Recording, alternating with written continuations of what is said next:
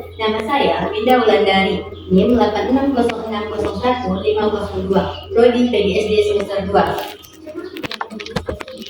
Nah, soal yang pertama ialah ontologi menjelaskan apa yang menjadi objek kajian ilmu, apa yang dikaji, dan hakikat realitasnya. Nah, jawaban saya, apa yang dikaji? Objek material ontologi. Ontologi ilmu menelaah hakikat realitas yang ada, mencakup dua hal utama. Yang pertama yaitu realitas empirik. Objek kajian ilmu adalah hal-hal yang dapat ditangkap oleh panca indera, mencakup fakta, data, dan informasi yang terukur. Yang kedua ialah realitas rasional. Objek yang dikaji tidak terlepas dari landasan rasional, yaitu konsep-konsep pemikiran dan teori yang dapat dinalar oleh akal manusia. Yang kedua yaitu hakikat realitas, apa yang dikaji. Ontologi berupaya menjawab pertanyaan, apa sebenarnya hakikat realitas yang ditelaah oleh ilmu. Realitas sebagai objek ilmuwan. Ontologi membantu menentukan batasan-batasan objektif suatu ilmu.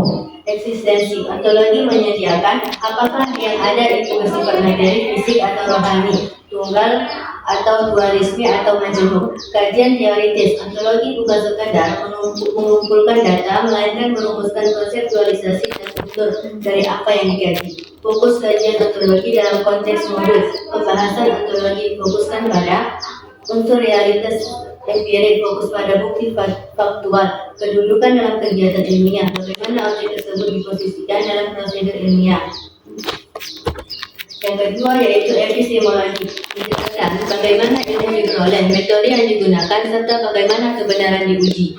Nah, jawaban saya, bagaimana ilmu diperoleh? Ilmu pengetahuan tidak diperoleh secara spekulatif semata, melainkan melalui kombinasi pendekatan rasional dan empiris. Rasional, pengetahuan diperoleh melalui deduksi, logis, dan berpikir kritis. Empiris, pengetahuan diperoleh melalui pengamatan fakta, data, dan eksperimen. Dua, yaitu metode yang digunakan, menekankan pada prosedur sistematis yang dikenal sebagai metode ilmiah, yang melangkah dari perumusan masalah hingga penarikan kesimpulan. Langkah-langkahnya yang pertama yaitu perumusan masalah, yang kedua penyusunan kerangka berpikir, yang ketiga perumusan hipotesis, yang keempat pengujian hipotesis, yang kelima penarikan kesimpulan. Yang selanjutnya bagaimana kebenaran diuji. Kebenaran ilmiah bersifat objektif, sistematis, dan dapat diverifikasi.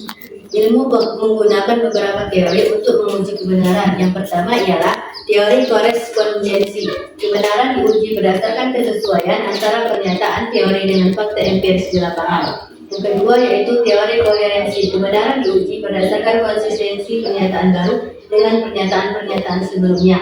Yang ketiga yaitu teori pragmatis. Kebenaran diuji dari fungsionalitasnya. Falsifikasi. Suatu ilmu dianggap benar jika ia bertahan dari upaya pengujian. Yang ketiga yaitu aksiologi, menjelaskan nilai, etika, dan tujuan penggunaan ilmu dalam kehidupan. Nilai dalam ilmu. Aksiologi menjawab pertanyaan untuk apa ilmu digunakan dan bagaimana kaitan antara cara penggunaan ilmu dengan kaidah moral. Dalam pandangan filsafat, nilai mencakup dua komponen utama. Yang pertama etika, yang kedua estetika. Ilmu pengetahuan secara filosofis bersifat netral, namun penggunaannya tidak netral. Modul filsafat ini menekankan bahwa ilmuwan dan penggunaan ilmu wajib memperhatikan etika keilmuan, tanggung jawab moral, dan objektivitas serta kejujuran. Tujuan penggunaan ilmu. Tujuan akhir dari aksiologi adalah untuk menentukan nilai kegunaan ilmu bagi kehidupan. Ilmu dikembangkan untuk tujuan humanisasi dan kemanfaatan sosial. Keterkaitan ontologi, epistemologi, dan aksiologi sebagai fondasi utama dalam filsafat ilmu.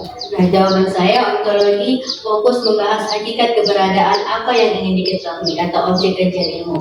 Perannya menentukan batasan realitas empirik, fakta, data, dan informasi yang diteliti. Contohnya, dalam ilmu pendidikan, ontologi menjawab apa itu pendidikan dan apa saja wujud objek studinya. Epistemologi, landasan metode atau proses, fokus membahas cara, sumber, metode, dan validitas untuk memperoleh pengetahuan.